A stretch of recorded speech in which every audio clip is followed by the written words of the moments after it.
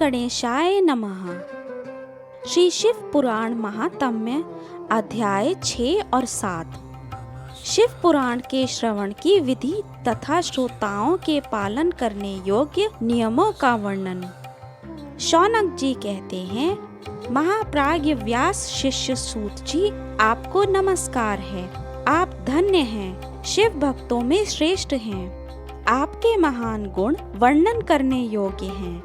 अब आप कल्याणमय शिव पुराण के श्रवण की विधि बतलाइए, जिससे सभी श्रोताओं को संपूर्ण उत्तम फल की प्राप्ति हो सके। सूत जी ने कहा, मुने शौनक, अब मैं तुम्हें संपूर्ण फल की प्राप्ति के लिए शिव पुराण के श्रवण की विधि बता रहा हूँ। पहले किसी ज्योतिषी को बुलाकर दान मान से संतुष्ट करके अपने सहयोगी लोगों के साथ बैठकर बिना किसी विघ्न बाधा के कथा की समाप्ति होने के उद्देश्य से शुद्ध मुहूर्त का अनुसंधान कराएं और प्रयत्न पूर्वक देश देश में स्थान स्थान पर ये संदेश भेजें कि हमारे यहाँ शिव पुराण की कथा होने वाली है। अपने कल्याण की इच्छा रखने वाले लोगों को उसे सुनने के लिए अवश्य पधारना चाहिए।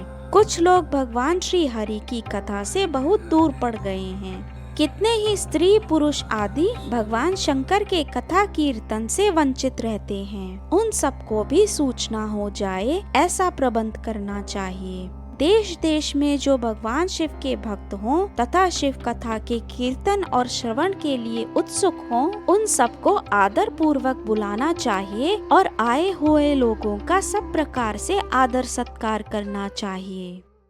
शिव मंदिर में, तीर्थ में, वन प्रांत में अथवा घर में शिव पुराण की कथा सुनने के लिए उत्तम स्थान का निर्माण करना चाहिए। केले के खम्भों से सुशोभित एक ऊंचा कथा मंडप तैयार कराएं। उसे सब और फल पुष्प आदि से तथा सुंदर बंधनवार से अलंकृत करें और चारों ओर ध्वजा पताका लगाकर तरह तरह के सामानों से सजाकर सुंदर शोभा संपन्न बना दें। भगवान शिव के प्रति सब प्रकार से उत्तम भक्ति करनी चाहिए। वही सब तरह से आनंद का विधान करने वाली है।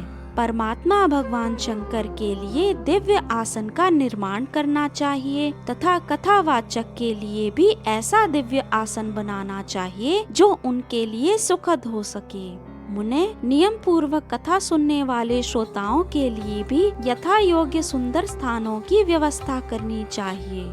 जिसके मुख से निकली हुई वाणी देह धारणी के लिए कामधेनु के समान अभीष्ट फल देने वाली होती है, उस पुराण वेत्ता विद्वान वक्ता के प्रति तुच्छ बुद्धि कभी नहीं करनी चाहिए। संसार में जन्म तथा गुणों के कारण बहुत से गुरु होते हैं, परंतु उन सब में पुराणों का ज्ञाता विद्वान ही परम गुरु माना गया है। पुराण वेत्ता पवित्र, दक्ष, शांत, ईर्ष्या पर विजय पाने वाला, साधु और दयालु होना चाहिए। ऐसा प्रवचन कुशल विद्वान इस पुण्यमयी कथा को कहे। सूर्योदय से आरंभ करके 3:30 पहर तक उत्तम बुद्धि वाले विद्वान पुरुष को शिव पुराण की कथा सम्यक रीति से बाँचनी चाहिए। मध्याह्न काल में 2 घड़ी तक कथा बंद रखनी चाहिए। कथा प्रारंभ के दिन से 1 दिन पहले व्रत ग्रहण करने के लिए व्रत को शौर करा लेना चाहिए। जिन दिनों कथा हो रही हो उन दिनों प्रयत्न पूर्वक प्रातः काल का सारा नित्य कर्म संक्षेप से ही कर लेना चाहिए। वक्ता के पास उसकी सहायता के लिए एक दूसरा वैसा ही विद्वान स्थापित करना चाहिए। वह भी सब प्रकार के संशयों को निवृत्त करने में समर्थ और लोगों को समझाने में कुशल हो। कथा में आने वाले विघ्नों की निवृत्ति के लिए गणेश जी का पूजन करें। कथा के स्वामी भगवान शिव की तथा विशेषतः शिव पुराण की पुस्तक की भक्ति भाव से पूजा करें। तत्पश्चात उत्तम बुद्धि वाला श्रोता तन मन से शुद्ध एवं प्रसन्न चित्त होकर आदर पूर्वक शिव पुराण की कथा सुने। जो वक्ता और श्रोता अनेक प्रकार के कर्मों में भटक रहे हों, काम आदि 6 विकारों से युक्त हों, स्त्री में आसक्ति रखते हों और पाखंड पूर्वक बातें करते हों, वे पुण्य के भागी नहीं होते। जो लौकिक चिंता तथा धन, गृह एवं पुत्र आदि की चिंता को छोड़कर कथा में मन लगाए रहते हैं, उन शुद्ध बुद्धि पुरुषों को उत्तम फल की प्राप्ति होती है। जो श्रोता श्रद्धा और भक्ति से युक्त होते हैं, दूसरे कर्मों में मन नहीं लगाते, मौन, पवित्र एवं उद्वेग शून्य होते हैं, वे ही पुण्य के भागी होते हैं। सूत जी बोले, शौनक, अब शिव पुराण सुनने का व्रत लेने वाले पुरुषों के लिए जो नियम हैं, उन्हें भक्ति पूर्वक सुनो।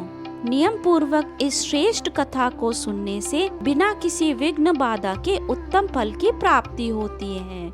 जो लोग दीक्षा से रहित हैं, उनका कथा श्रवण में अधिकार नहीं है। अतः मुने, कथा सुनने की इच्छा वाले सब लोगों को पहले वक्ता से दीक्षा ग्रहण करनी चाहिए। जो लोग नियम से कथा सुने, उनको ब्रह्मचर्य से रहना, भूमि पर सोना, पत्तल में खाना और प्रतिदिन कथा समाप्त होने पर ही अन्न ग्रहण करना चाहिए। जिसमें शक्ति हो वह पुराण की समाप्ति तक उपवास करके शुद्धता पूर्वक भक्ति भाव से उत्तम शिव पुराण को सुने। इस कथा का व्रत लेने वाले पुरुषों को प्रतिदिन एक ही बार सात्विक भोजन करना चाहिए। जिस प्रकार से कथा श्रवण का नियम पूर्वक सुख पूर्वक सद सके, वैसे ही करना चाहिए। गरिष्ठ अन्न, दाल, जला अन्न, सेम, मसूर, भाव दूषित तथा बासी अन्न को खाकर कथाव्रती पुरुष कभी कथा को न सुने। जिसने कथा का व्रत ले रखा हो, वह पुरुष प्याज, लहसुन, हींग, गाजर, मादक वस्तु तथा आमिष कहीं जाने वाली वस्तुओं को त्याग दे। कथा का व्रत लेने वाला पुरुष काम, क्रोध आदि 6 विकारों को, ब्राह्मणों की निंदा को तथा पतिव्रता और साधु संतों की निंदा को भी त्याग दे। कथाव्रती पुरुष प्रतिदिन सत्य, शौच, दया, मौन, सरलता, विनय तथा हार्दिक उदारता, इन सद्गुणों को सदा अपनाए रहें। श्रोता निष्काम हो या सकाम, वह नियम पूर्वक कथा सुने। सकाम पुरुष अपनी अभीष्ट कामना को प्राप्त करता है और निष्काम पुरुष मोक्ष पा लेता है। दरिद्र, क्षय का रोगी, पापी, भाग्यहीन तथा संतान रहित पुरुष भी इस उत्तम कथा को सुने। काक, बांध्या आदि जो 7 प्रकार की स्त्रियां हैं, वे तथा जिसका गर्भ गिर जाता हो, वह इन सभी को शिव पुराण की उत्तम कथा सुननी चाहिए। मुने, स्त्री हो या पुरुष, सबको यत्न पूर्वक विधि विधान से शिव पुराण की यह उत्तम कथा सुननी चाहिए। महर्षि, इस तरह शिव पुराण की कथा के पाठ एवं श्रवण संबंधी यज्ञोत्सव की समाप्ति होने पर श्रोताओं की भक्ति एवं प्रयत्न पूर्वक भगवान शिव की पूजा की भांति पुराण पुस्तक की भी पूजा करनी चाहिए। तदंतर विधि पूर्वक वक्ता का भी पूजन करना आवश्यक है। पुस्तक को आच्छादित करने के लिए नवीन एवं सुंदर बस्ता बनावे और उसे बांधने के लिए दृढ़ एवं दिव्य डोरी लगावें। फिर उसका विधिवत पूजन करें। मुनि श्रेष्ठ, इस प्रकार महान उत्सव के साथ पुस्तक और वक्ता की विधिवत पूजा करके वक्ता की सहायता के लिए स्थापित हुए पंडित का भी सत्कार करें। वहां आए हुए ब्राह्मणों को अन्न धन आदि का दान करें। साथ ही गीत, वाद्य और नृत्य आदि के द्वारा महान उत्सव रचाएं। मुने, यदि श्रोता विरक्त हो तो उसके लिए कथा समाप्ति के दिन विशेष रूप से उस गीता का पाठ करना चाहिए जिसे श्री रामचंद्र जी के प्रति भगवान शिव ने कहा था।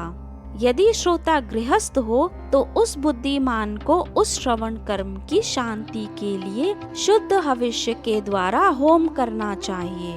मुने, रुद्र संहिता के प्रत्येक श्लोक द्वारा होम करना उचित है अथवा गायत्री मंत्र से होम करना चाहिए, क्योंकि वास्तव में ये पुराण गायत्रीमय ही है।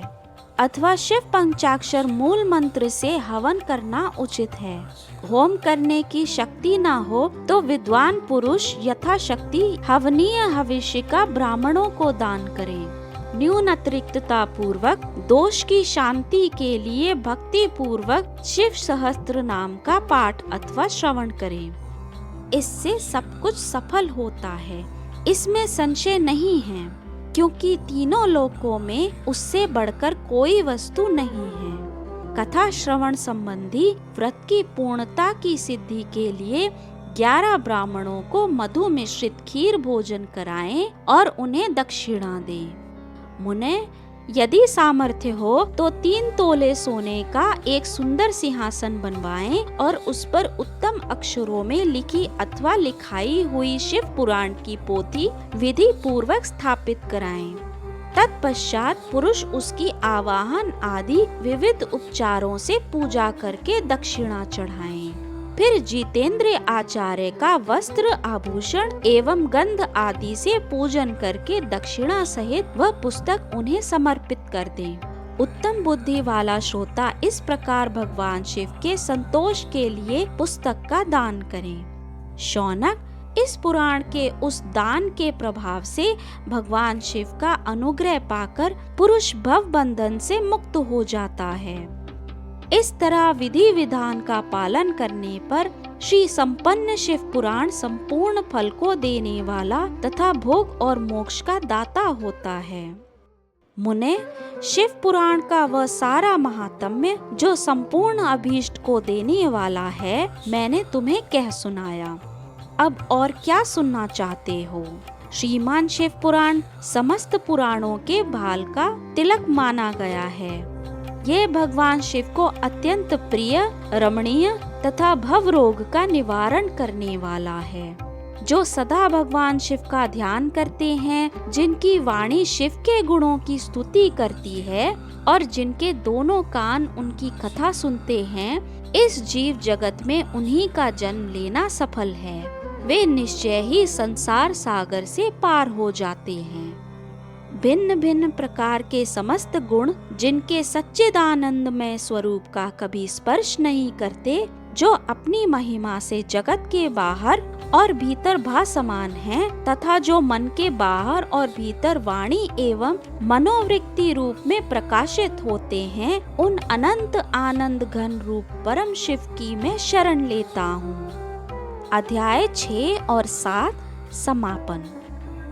आपको शिव पुराण का ये भाग सुनकर कैसा अनुभव हुआ, हमें कमेंट बॉक्स में अवश्य लिखें और लाइक, शेयर, सब्सक्राइब करना ना भूलें।